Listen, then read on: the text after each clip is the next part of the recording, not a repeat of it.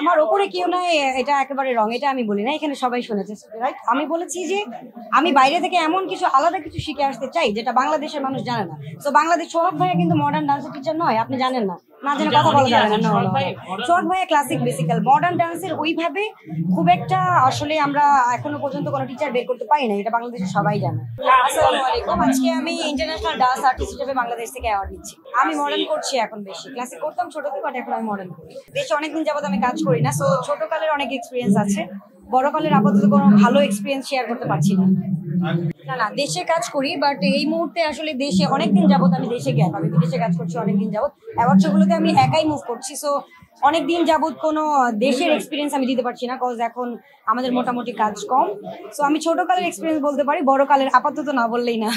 আসলে আমি শিখছি, আর আমার যে ক্যাটাগরিটা হচ্ছে ডান্স, এইটা ডান্সের এমন কোনো মডার্ন টিচার আপনি বাংলাদেশে দেখাতে পারবেন না। যে হলিউড আমরা সবাই ফলো করি, বাট এখনো পর্যন্ত বাংলাদেশে ডান্স নিয়ে মডার্ন টিচার এমন কেউ নাই যে আমি যে ক্যাটাগরি চাচ্ছি ওই টাইপের করে আমাকে রেডি করবে। সো দ্যাটস ওয়াই আমি বাইরে থেকে শিখছি। না না, অবশ্যই না, নিজেকে বড় কেউই মনে করে না, শেখার তো কোনো শেষ নেই, মৃত্যুর আগ পর্যন্ত শিখে যাব।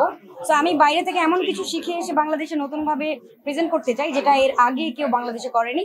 আমাকে দেখে অনেকে শুরু করবে নতুন কিছু। আমার ওপরে কেউ নাই, এটা একেবারে রং, এটা আমি বলি না, এখানে সবাই শুনেছে, রাইট? আমি বলেছি যে আমি বাইরে থেকে এমন কিছু আলাদা কিছু শিখে আসতে চাই যেটা বাংলাদেশের মানুষ জানে না। তো বাংলাদেশ সোহাগ ভাইয়া কিন্তু মডার্ন ডান্সের টিচার নয়, আপনি জানেন না, না জেনে কথা বলা যাবে না। সোহাগ ভাইয়া ক্লাসিক বেসিক্যাল, মডার্ন ডান্সের ওইভাবে খুব একটা আসলে আমরা এখনো পর্যন্ত কোনো টিচার বের করতে পারি না, এটা বাংলাদেশের সবাই জানে। ডান্স সেক্টরটা বাংলাদেশে এখন অনেক দুর্বল, বাট আমি নতুন কিছু করতে চাই, নতুন কিছু শিখে বাংলাদেশে দিতে চাই যেটা এর আগে কেউ দেয়নি। আমার পয়েন্টটা হচ্ছে এর আগে কেউ দেয়নি যেটা, এটা আমি দিতে চাই। তো আমি শিখছি, সেটা আসলে অনেকে সুবিধা বঞ্চিত মানুষ আছে, মেয়েরা বিশেষ করে, অনেকে সঠিক প্ল্যাটফর্ম পায় না, অনেকে, তো তাদেরকে আমি তাদের জন্য এমন কিছু করতে চাই তারা ইজিলি যেন আমরা যে জায়গাগুলিতে কাজ করছি তাদের স্বপ্নগুলো যেন পূরণ করতে পারি, ওইরকম কিছু আসলে আমি একাডেমি খুলতে চাই না কখনোই, বাট আমার কিছু কাজ আমি রেখে যেতে চাই।